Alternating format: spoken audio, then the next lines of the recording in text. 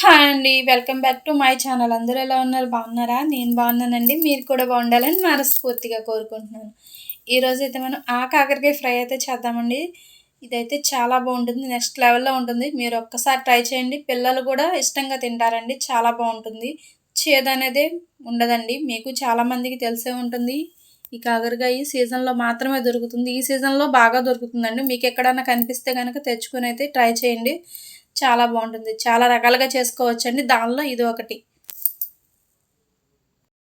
నేను వీడియోలో చూపిస్తున్న విధంగా గుత్తి వంకాయకి మనం ఎలా కట్ చేసుకుంటామండి, అలా అయితే కట్ చేసుకోండి. ఆ గుత్తి వంకాయకి ఎలా అయితే మనం 4 బద్దలుగా హాఫ్ కట్ చేసుకొని ఆపేస్తామో, అలానే దీన్ని కూడా చేయాలండి. ఒక గిన్నెలో వేసుకొని, సరిపడా వాటరు, సాల్టు, జీలకర్ర, కొంచెం పసుపు వేసుకొని, మంచిగా దాన్ని బాగా కలుపుకొని, పొయ్యి మీదైతే పెట్టుకొని మనం పొయ్యి మీద పెట్టేసుకుని ఒక పొంగు రానివ్వాలండి. నేను వీడియోలో చూపిస్తున్న విధంగా పొంగొచ్చిన తర్వాత ఒక్క 2 నిమిషాలు అలా ఉంచి స్టవ్ ఆఫ్ చేసేసి మూత పెట్టి పక్కన పెట్టేసేయండి.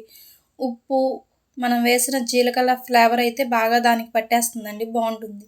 ఇప్పుడైతే పొయ్యి మీద పాన్ పెట్టుకుని ఒక 3 స్పూన్లు పల్లీలు వేసుకుని, అవి మంచిగా వేగి కలర్ వచ్చిన తర్వాత ఎండుమిరపకాయలు అయితే వేసుకోండి. ఒక 4, 5 ఎండుమిరపకాయలు వేసుకుని అవి కూడా మంచిగా వేగనివ్వండి. దగ్గరుండి సిమ్‌లోనే వేపండి.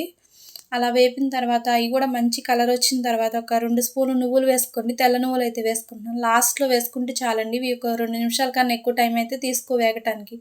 ఇది కూడా ఎగిపోతుందండి. ఒక గుప్పెడు కరివేపాకు అయితే వేసుకోండి ఇప్పుడు. అది కూడా మంచిగా వేగిన తర్వాత లాస్ట్‌లో కొంచెం చింతపండండి.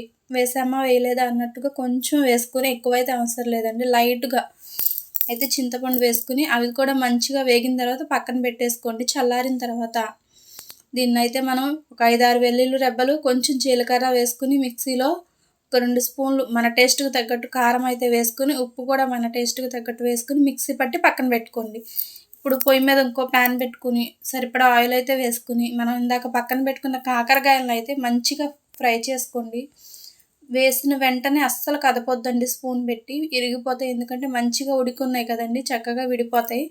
అలా కాకుండా మంచి కలర్ వచ్చేదాకా వేపుకొని, మనం ఇందాక పక్కన పెట్టుకున్న పొడి ఉంది కదండీ! పల్లి పొడి.